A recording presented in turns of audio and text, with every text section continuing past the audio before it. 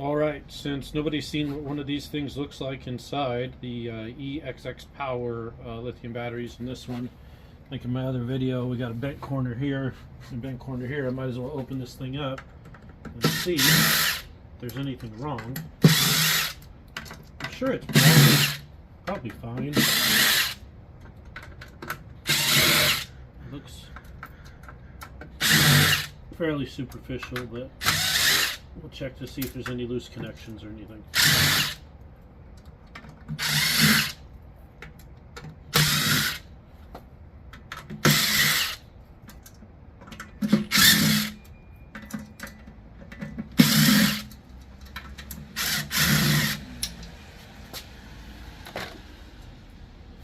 Alrighty.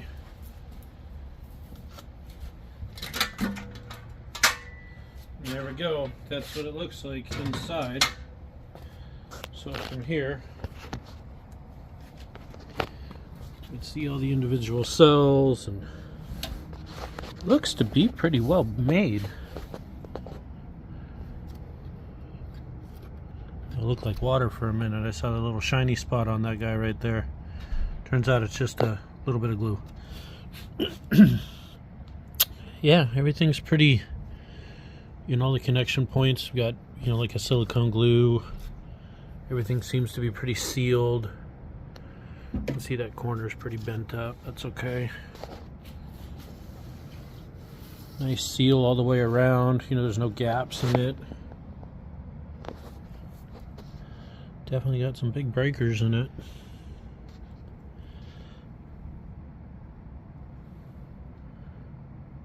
DC to DC converter.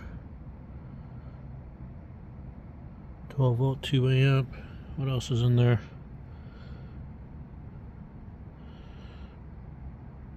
Here's the BMS, it looks like. Wonder who's making that for them.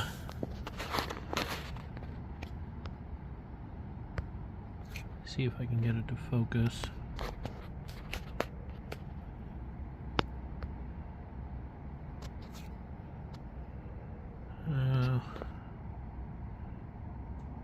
There we go.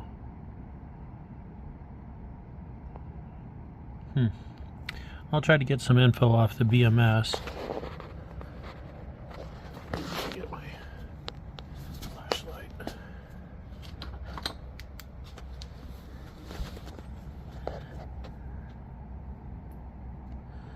Well, it's definitely all written in Chinese and has the pretty, typical 8-word name.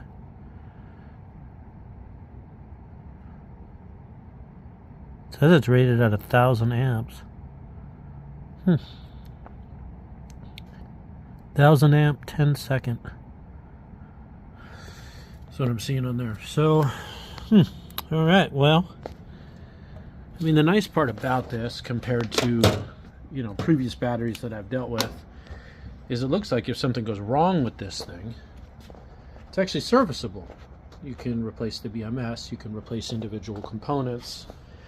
And, there's so many manufacturers that are making kind of a pretty similar form factor battery pack these days. Everybody's kind of using this platform now that I'm sure, parts should be pretty readily available. So that's a good sign. If a cell goes bad or breakers die or anything like that, you can actually fix it and work on it, unlike the Uno systems. We got a bad Ryobi pack that, they just filled full of foam and, basically glued together. If you want to see the interesting stuff going on with those, watch one of my other videos as a tear down, take apart of that. Those things were a mess, and be glad they're out of business, not scamming more people, because just about every single one of their batteries that they've made have failed. In any case, here we go. That's what it's going in. Finally get this thing put back together. It's been sitting dead for a few months because I haven't had any way to power it. And there's the Navitas controller ended up getting warrantied out. It was acting a little funny too. So I was actually running this thing off the stock controller in the end, and the Uno battery still nuked itself. But yeah, here we go. Hot Wheels will be back up and running. I'm very excited to have this thing going again. All right, there you go. Feel free to reach out with any questions. I appear to be one of the early adopters to these things again, so hopefully this time it works out for the better.